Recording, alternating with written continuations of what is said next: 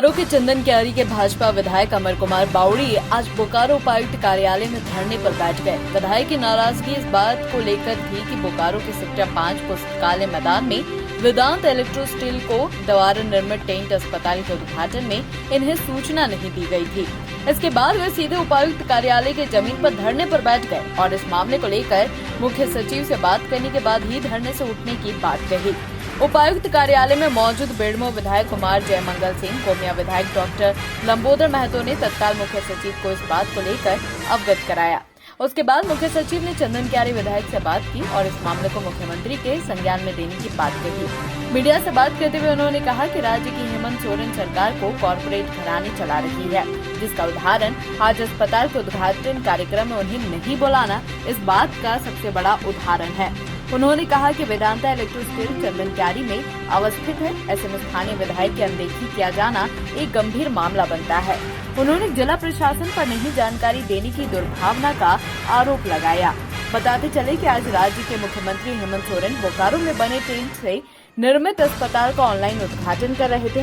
चंदन क्यारी के भाजपा विधायक अमर बावड़ी ने कहा कि जब मैं एक प्रतिनिधि हूं और मैं उस क्षेत्र का जहां अब कंपनी निर्मित है, तो ऐसे में मुझे भी सूचना इस बात की देनी चाहिए। बोकारो के सेक्टर 5 में कैंट से निर्मित अस्पताल का उद्घाटन हो रहा है, लेकिन एक जनप्रतिनिधि के साथ यह कैसा व्यवहार? डीसी महोदय की तरफ से कोविड के तीसरे वेव और बिजली के संकट को लेकर के एक चिट्ठी आमंत्रण आया था बैठक के लिए। हम उसकी तैयारी के लिए आए हैं। अंदर जब 2 बजे पहुंच रहे हैं तो देख रहे स्क्रीन में कुछ उद्घाटन चल रहा है।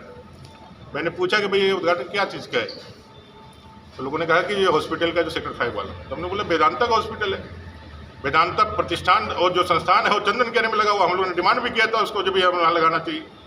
चंदन क्यारी में लगा कर आपने बोकारो में लगाया, चले ठीक है, बोकारो में आपको डॉक्टर की कमी है, वो सबको भी समझ लिया। आज उद्घाटन हो रहा है, वहाँ का स्थानीय जनप्रतिनिधि है, आपने हमको एक सूचना तक नहीं दिया। यहाँ पता चल रहा है कि भाई वहाँ राज्य प्रशासन ने किया है, तो राज्य प्रशासन इतना बड़ा काम कैसे कर सकता है? और क्या अगर जनप्रतिनिधि को इन सारी चीज़ों से सारोकार नहीं रखना है तो निकाल के दे दे या फिर कर दे।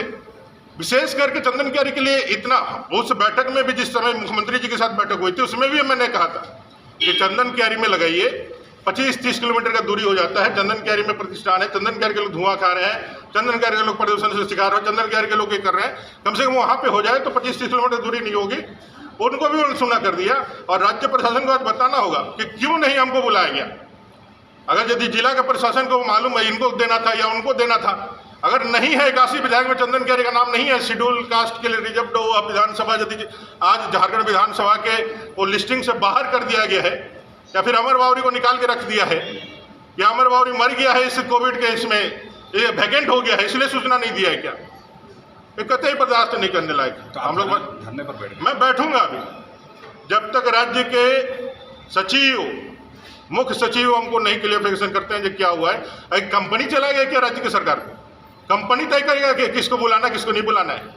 अभी भी वो लड़ाई अधूरी पड़ी हुई है और जन सुनवाई जो सदन के अंदर माननीय मुख्यमंत्री जी खुद खड़ा होकर के बोले हैं जो गलत जन सुनवाई हुई है उसको वापस कराई जाएगी। और जन सुनवाई अभी इस कोविड के पीरियड में हम लोगों ने छोड़ के रखा है, फिर से लड़ेंगे और जन सुनवाई करवा के रहें। मैंने आप इसमें अधिकारियों की कितनी गलती मानते हैं जिला के? मैं तो अधिकारियों को सूचना देना होता है, अब अधिकारी क्लियरिफिकेशन करेंगे कि भाई उनको क्यों नहीं, उन्होंने क्यों नहीं दिया। वो बात करेंगे मुख्यमंत्री जी से हो और जो भी बोले हैं जो भी उनका जो भी होगा उसमें कार्रवाई होगा। खत्म हो जा रहे हैं बैठक में, चूंकि बैठक महत्वपूर्ण है, क्योंकि बैठक कोविड से संबंधित अगली तैयारी से है। बैठक संबंधित है बिजली से और एक कंपनी वाले को मैं फिर से खुले तौर पे बताना चाहता हूँ।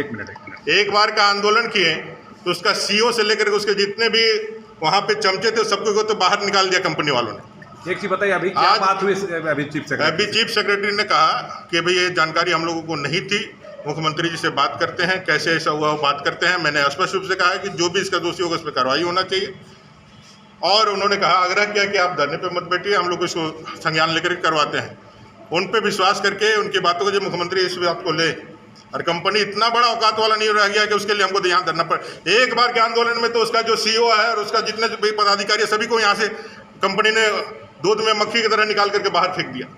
अब फिर प्रबंधन यदि उसी तरह का विचार करता है, उस तरह का सोचने का प्रयास करता है, तो इस कंपनी के खिलाफ जो भी लड़ाई होगी वो लड़ने के लिए हम लोग तैयार हैं। और जो कमिटमेंट हुआ है विधानसभा के अंदर मुख्यमंत्री जी ने खुद खड़ा होकर के क्या है कि जो जन सुनवाई हुई है गलत हुई है, फिर से जन सुनवाई होगी और खुली ओपन होगी और जो भी ग्रीवांसेस है वहाँ के रैयतों वहाँ के लोगों का उसको पूरा किया जाएगा, तभी ये कंपनी का एक्सटेंशन और बाकी चीजें चलेगी। जैसे आपने विधायक जी कहा कि सरकार को कॉर्पोरेट घराने चला रहे हैं, क्या सच्चाई सामने आ गई? अब यहाँ के पदाधिकारी जो विषय रख रहे हैं कि भाई उन्होंने ही ये सारे मामलों को तय किया है।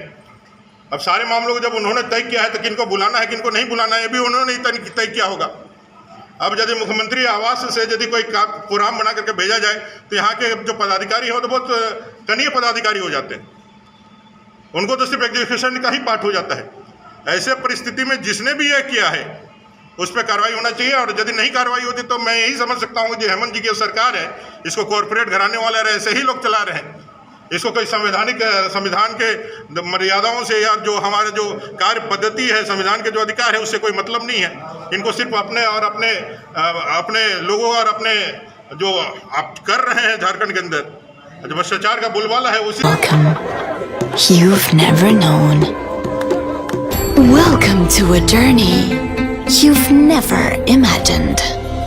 Welcome to Arabia, Saudi.